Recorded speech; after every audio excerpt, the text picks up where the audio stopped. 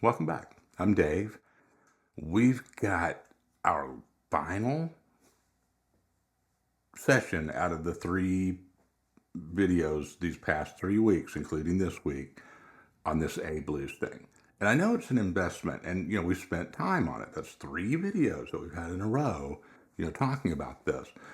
So today I've written out one time through the 12 bar, which is what you just saw in the intro. Just on a side note or whatever, what I was doing for the last half an hour before I just, went ahead and recorded that was I was like messing around, just improvising and stuff. And then after a couple times around, I would be like, okay, now do the tab part or whatever. And then I would get in there and like, just because I was already kind of doing my own thing again, then I would like mess up the tab part. So, I just was like, okay, let's just record, the intro's just going to be this one time through. And maybe that'll be more useful too, because it'll be easy to go back and look at it to sort through the tab, right? Well, we're going to go through it together too.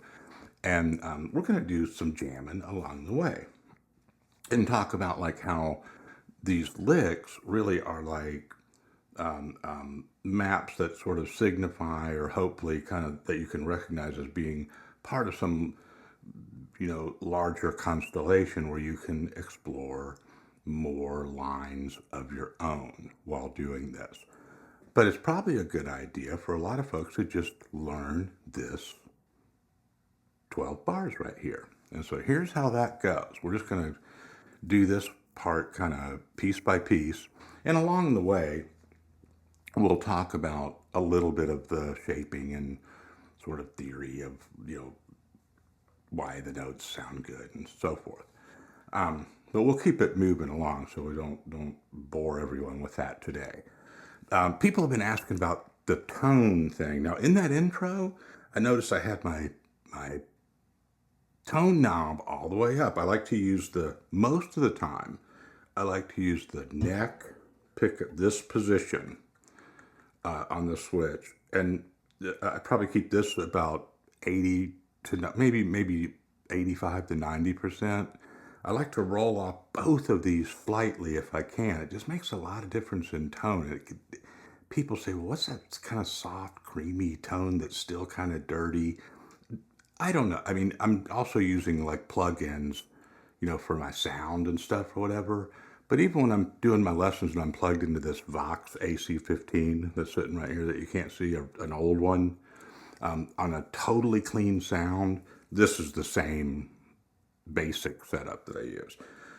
I noticed in that intro, it's a little bit brash and it's a little bit stingy, even in this pickup position, if I don't roll that tone knob back just slightly. That's just my preference, but several people have asked me about it, so I know you can't see it good right now because the important thing is that you can see me and what we're doing on the fretboard. But mess around with your stuff and really experiment with that tone knob.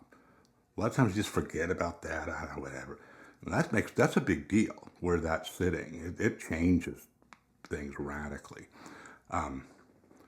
to for better or worse according to your own taste. So here's the first lick of this.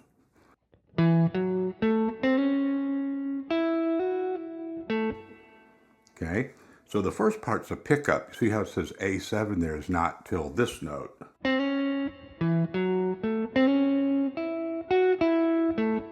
Right. I have a tendency to like play a lot of my notes kind of too hard, maybe. And so that's another thing is that like, all guitars, but especially Telecasters, are very expressive to like the velocity that you hit this thing with. Sometimes you just like plain, I don't need to hit it that hard. Okay, so I put a little pull off there. You could just play all of these. The little slide indicator symbol there before the major third of the A. It's over an A7.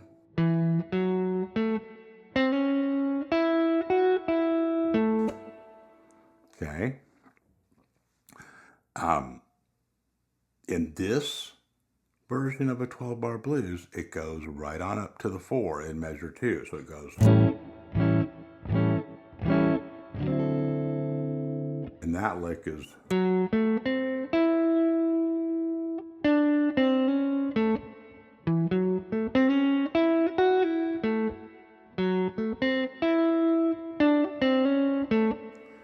notice the swing. The first time I played it, it didn't really make sense, did it? Because I was just kind of reading it or whatever. And that's what happens when you're using tab.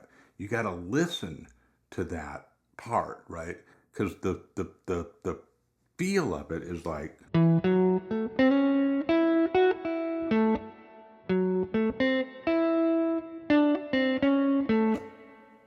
okay, and you'll get it.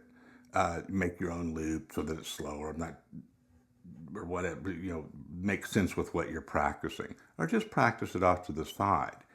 These moves are made to outline the chords in a way that you'll hear the progression of the 12 bars even without chords. Okay,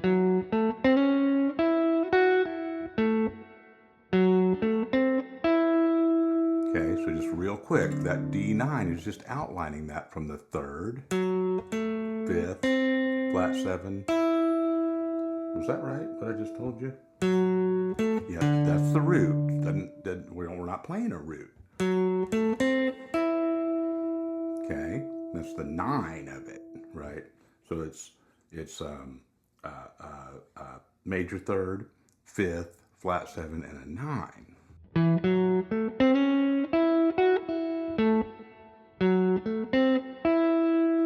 Then we do a little enclosure back to this C sharp, the 3rd of the A7, and then down to a root. So you can kind of see that that's lives inside that little constellation, that shape, right? That EK shape for an A in this position.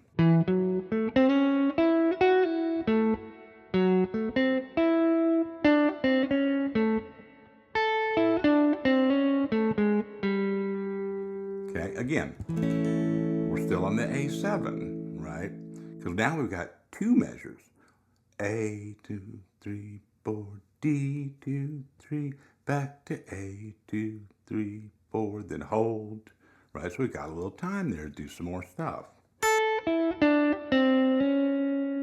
Right? Similar to the move we made before, but just more distance. And that's moving, like we talked about a lot in the last 2 weeks, moving from that root down to a flat 7. All of these chords can be treated in that manner because they're all dominant 7th chords. Okay, and here I just go back up and do a little. So that slide there, I could have written 3, 4 to the 7. And then this is called pedaling, where you back up to one of the notes and you have like a melody and the other note stays the same.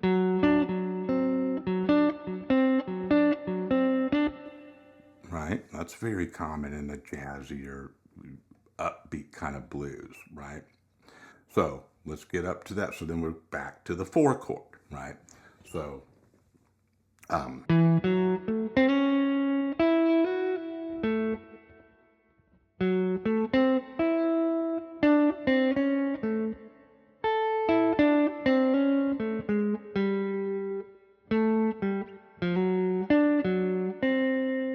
okay, now we end up with a nice little D7 mini chord right there, 2-note harmony of that D7 or D9, either one, which is the major 3rd in that flat 7, which gives you all the qualities that you need to really hear that dominant D7 or D9 chord there without playing a big chord, right?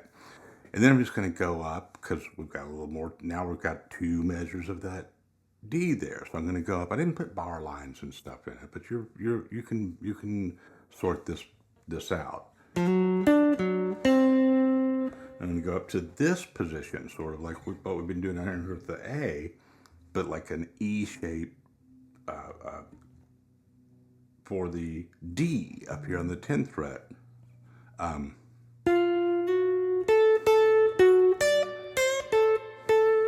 Now, here's where you're going to want a little bit of additional style elements, the sliding, the little bends. See how that, when it goes down to 10-8, and you might think, like, well, that's kind of awkward to back your hand up like that. That's a matter of preference. You could go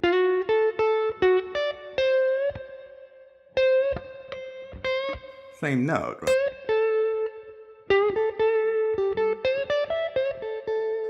Some of you know that kind of BB box business that they talk about all the time, right? That'd be like sort of out of that. I like this because it's just, I don't mind changing positions to get like an effect, and I like to bend with my stronger fingers. So if I went,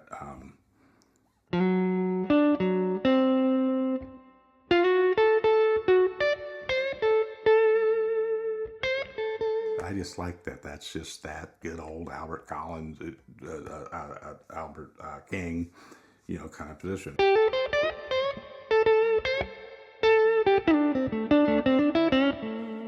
Right, in more of a kind of rockier blues or whatever. So let's finish off this A7, then we'll consolidate all that, then we'll do the last, the turnaround part, or the 5-4-1 part. So after that,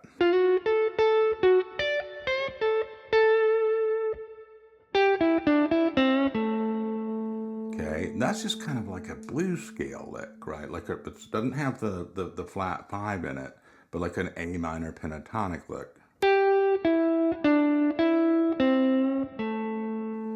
Important thing about this, or the thing I like about this particular move right here, is the little direction change. Could just go, that's nothing wrong with that. If you stylize those really simple sequential lines out of that pentatonic scale, it sounds cool. But this gives you just a little bit of, and you get that flat third in there over the A, so you get a more bluesy sound than if I went. Right, that's like a pure A triad. Yeah. This is a good spot in a 12 bar to play a simple minor pentatonic line, or something out of the blues scale, right? When it goes back to the 1. I guess the measures would be like 7 and 8 or something, right? So let's take it up to there. See? I didn't play it as a pickup. I just kind of like, great example. I just kind of like, half-ass wandered into that lick. That's no good. It's 1, 2, 3.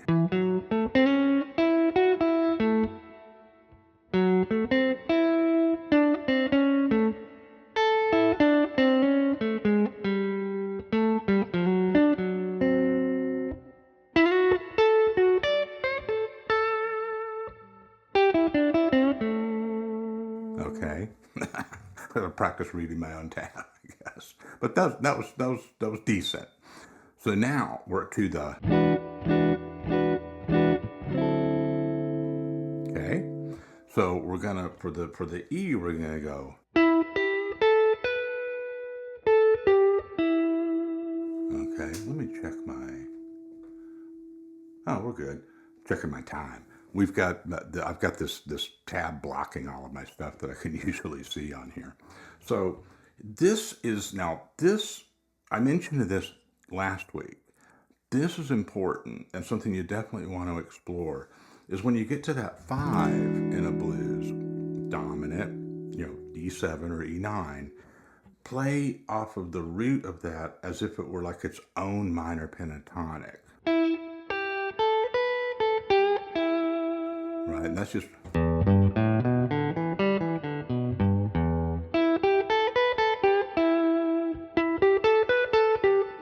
this time I just put it up here, just because, you could play it here. And the embellishments here could be, do a little bend off of that.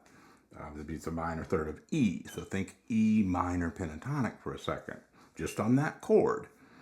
Or you could go. That's a nice little embellishment. Like a grace note pull off right there. You probably hear this all the time, but maybe some of them don't slow down to actually show you what that sound is. That's just a nice, kind of tasty thing, right? That's really easy to do.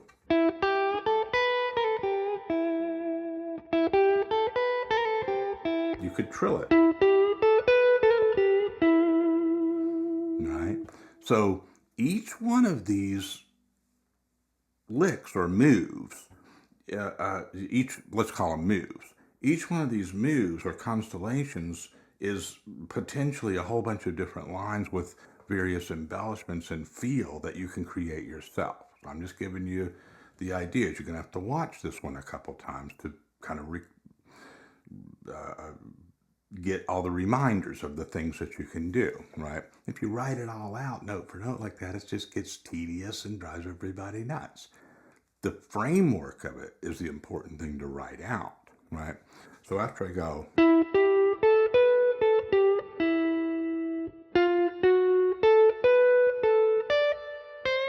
that's what we did before, right? Over that D7 measure. So here, just altered it slightly.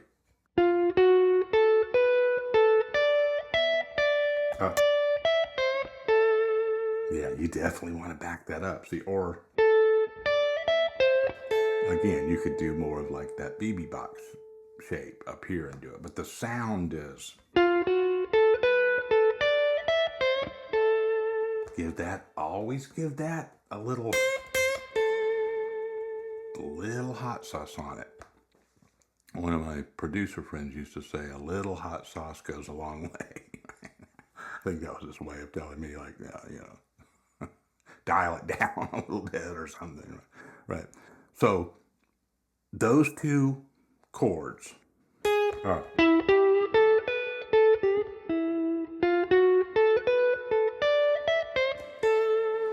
Now, we're just going to finish it off with a good old blues scale lick again. And this one I love because see how there's nothing but 5s and 7s?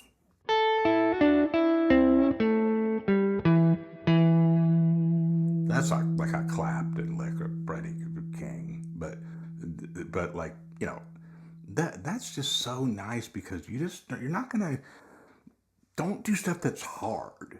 And where you have like, I got a 40% chance of pulling this off. I mean, when you're practicing, yeah, but like if you're at open mic or jamming or just really wanting to have fun and really be able to play through a blues or something else, don't set yourself up with stuff that you're going to be able to pull it off. And that sounds cool because the notes, again, you can put little, nuanced touches on different notes in various ways.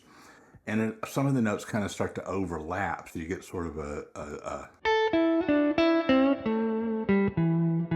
you get like almost like a harmony. It really sounds like a chord. Okay. So I could run back through this, but if you're into this, if you're still watching, right? According to YouTube, everybody watches about 6.5 minutes and then it's whatever. Not everybody, but like the average, my videos are longer than that. But those of you that have been around that like this stuff, like you hang around. You're like, you make comments about the whole thing. I know you're watching the whole thing. So, if you're into it, you're probably ready to go, and I'm just going to get out of your way. Go back, watch the stuff that we talked about, and then use the tab, do your own thing, make a loop of your own, find a tone that feels good to you, put it all together, and, in a couple of days, be able to like sit down and kind of right off the bat, just like play through that, see what that feels like. And sometimes we just need something really solid to hold on to. Then work on the embellishments and stuff, right? Okay. Let me know how this goes. Appreciate you. Talk to you next time.